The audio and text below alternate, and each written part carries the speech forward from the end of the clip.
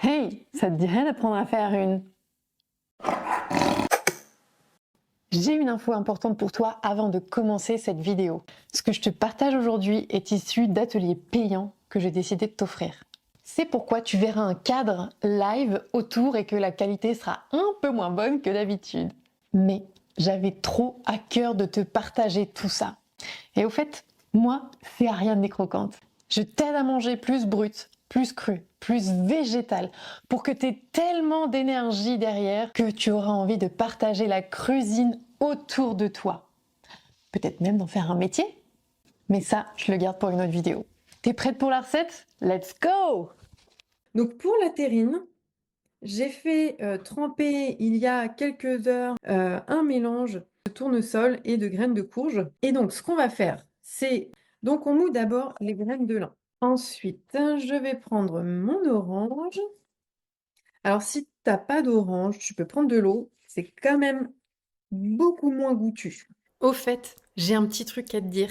Si tu as envie de retrouver cette recette avec toute la liste d'ingrédients, mes notes, mes conseils, je t'invite à cliquer sur le lien ci-dessous. Tu vas accéder au grand répertoire avec toutes les recettes crues que je partage gratuitement à ma communauté.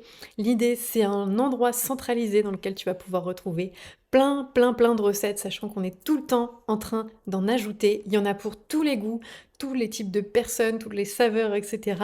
Tu vas y retrouver la recette que je suis en train de te transmettre en ce moment et plein d'autres recettes qui sont détaillées avec toutes les étapes, tous les ingrédients et tout ça, c'est cadeau.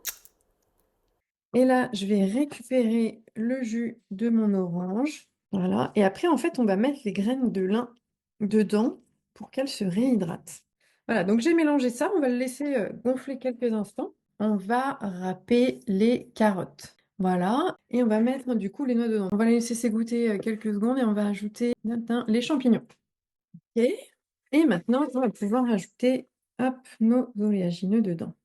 Bon, tu vois, ça va faire une belle quantité. Allez, on va mixer tout ça. Ça fait déjà une texture un peu pâtée, ok? Donc, tu dois obtenir ça comme texture. Donc, on va rajouter... J'ai un petit bout de gingembre, là. C'est optionnel, mais c'est bon. Alors, il y a...